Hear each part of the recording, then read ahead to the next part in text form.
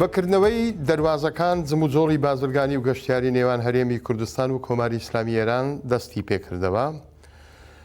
لە هەرێمی کوردستانیش ڕاوکردنی ماسی بۆ ماوەی 3 مانگ قەدەغا ئەکرێت. سڵاتان لێبێت.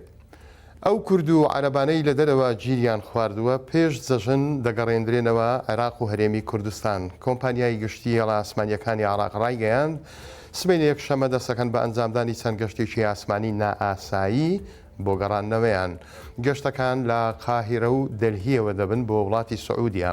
بەپێی ڕاگەیاندراوێکی کۆمپانیاکە مەناف نەعیم بەڕێوەبەری گشتی هێڵە ئاسمانیەکانی عێراق ئاماژەی بەوە کردووە کە پلانی شانەی قەیرانەکان ئەنجامدانی 6 گەشتی ئاسمانی لەخەوەگرێت کە بریتین لە 2 گەشت لە قاهیرەی پایتەختی وڵاتی میسر و 4 گەشتیش لە دەلهی پایتەختی وڵاتی هیندستان بەرەو سعودیا.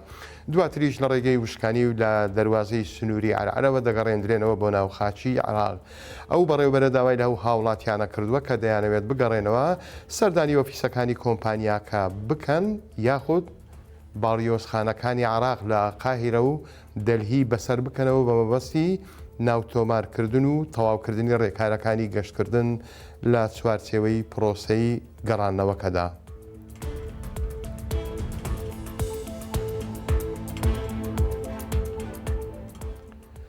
ڕاوە ماسی تاک و 3 مانگی دیکە قەدەغەیە و بەڕێوەبەرایەتی گشتی سامانی ماسیش ئەڵێت هۆکارەکەی بۆ پاراستنی سامانی ماسی و وەرزی دانانی گەرا ئەگەڕێتەوە.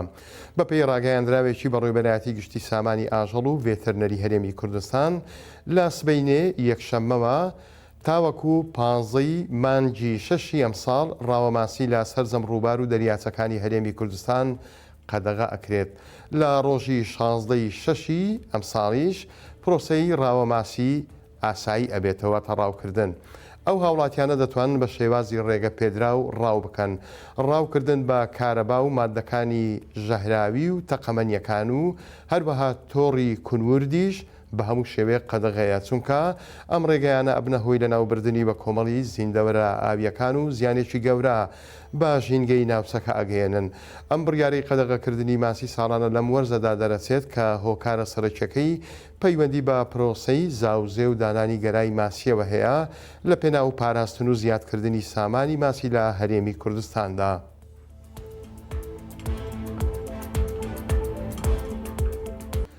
ئەم ساڵ نەورۆز و ڕەمەزان دوا بە دوای یەک جەژنەکانیان دەست پێ ئەەکەن. خەڵکیش ڕژاونەتە بازاڕ و جۆش و خۆشێکی زۆر هەیە. جا بۆ ئەوەی هاتوچۆی سلێمانی بتوانێت کۆنتترۆلی قەڵەباڵغی سەرشەقام بکات ئەم ڕۆژانە هاتوچۆ لە شەقامی مەولەوی و کاک ئەحمەدی شێخ بە کاتی ڕادەگیرێت. بەڕێوەبەرایەتی هاتوچۆی سلێمانی ئەڵێت هاتوچۆکەیان واتە بەڕێوەبەرایەتیەکەیان بە هەماهەنگی لەگەڵ لیژنەی ئەمنی پارێزگا بۆ کەمکردنەوەی ئەو لۆد و قەڵەباڵغیە زۆرەی لە ئێستادا بەهۆی نزیکبوونەوەی جەژنی ڕەمەزانی پیرۆزەوە لە سەنتەری شار و ناوبازار دروست بووە بە تایبەتی شەقامەکانی پیرەمێرد گۆڕەپانی سەرا مەولەوی و کاک ئەحمەدی شێخ. هەروەک داوا لە هاوڵاتیانە کات ئەگەر کاری زۆر پێویست نەبێت بە ئۆتۆمبیل سەردانی ناو سەنتەری شار نەکەن. لە ئێستاشدا شەقامەکانی مەولەوی و کاک ئەحمەدی شێخ لە کاتە پێویستەکاندا بەربەست دەکرێن بۆ کەمکردنەوەی لۆد و کارئاسانیکردن بۆ هاموشۆی هاوڵاتی و شۆفێران. هاتوچۆی بازرگانی لە دەروازەی سەیران بنەوە دەستی پێکردەوە و دەروازەی نێودەوڵەتی حاجی ئۆمەرانیش لە سبەینە یەکشەممەوە دەرگای دەروازەکەی بەڕووی بار هەڵگر و ڕێبوارانەکاتەوە و جموجۆڵەکان دەست پێ دەکەنەوە. دەروازەی حاجی ئۆمەران ئەمڕۆ شەممە لە ڕاگەیاندراوێکدا کە وێنەیەکی گەیشتۆتە 1964 ئەڵێت ئاگاداری هەموو بازرگانان و کۆمپانیاکان و هاوردەکاران و هەناردەکاران هەروەها هاوڵاتیانی هەرێمی کوردستانەکەن کە سبەی یەکشەممە دەروازەی نێودەوڵەتی حاجی ئۆمەران لەگەڵ دەروازەی گومرجی تەمەرچینی ئێران لە ڕووی هاتوچۆی گەشتیاری و جموجۆڵی بازرگانیەوە کرێتەوە وەکو جاران ئاساییە بێتەوە. وەک ئەوەی لە ڕاگەیاندراوی دەروازەی سەیران بەنیش هاتووە ئامانج لە دەستپێکردنەوەی جوڵەی بازرگانی گواستنەوەی کاڵا و شتومەکە بۆ شاری سلێمانی و هەرێمی کوردستان بۆ ئەوەی ڕێگری بکرێت لە گرانبوونی نرخی کاڵا و پێداویستیەکان لە بازاردا بەهۆی شەڕی ئەمریکا و ئیسرائیل لە بەرامبەر ئێران لە سەرەتای ئەم مانگەوە هاتوچۆی بازرگانی و گەشتیاری لە زۆرێک لە دەروازەکانی ناو بەناو وەستاوە واتە لەو دەروازانە ناو بەناو هاتوچۆ و جم و جۆڵەکان وەستاون بە تایبەتیش لە دیوی ئێرانەوە.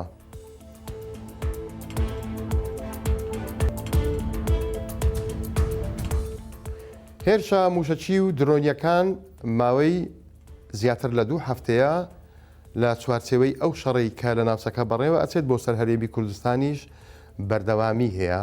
ڕۆژانە ئەو هێرشانە ڕوبەڕووی ناوچە جیاوازەکانی هەرێمی کوردستان ئەبنەوە. ئەمڕۆ حکوومەتی هەرێمی کوردستان ڕاگەیاندراوێکی بڵاو کردوتەوە بە توندی ئیدانەی ئەو هێرشانە ئەکات. باسی لەوە کردووە کە پێویستە سنوورێک بۆ ئەو گروپە لە یاسا دەرچوانە دابدرێت کە هێرش بۆ سەر هەرێمی کوردستان ناوچە جیاوازەکان ئەنجام ئەدەن. حکوومەتی هەرێمی کوردستان حکوومەتی فیدرالی لە بەغدا بە بەرپرسیار زانیوە کە ئەو دەتوانێت ڕێگری بکات لەو گروپانەی کە هێرش ئەکەنا سەرناوچە جیاوازەکانی هەرێمی کوردستان. داوای لێ کردووە کە ڕێکاری پێویست بۆ ئەوە بگرێتە بەر بۆ ئەوەی ئارامی و سەقامگیری هەرێمی کوردستان وەکو جاران بمێنێتەوە و بەهۆی ئەم شەڕەوە لەبار نەچێت. بەڕێزان هەواڵەکانم پێشکەشکردن، کاتێکی خۆش بۆ هەموو لایەکتان.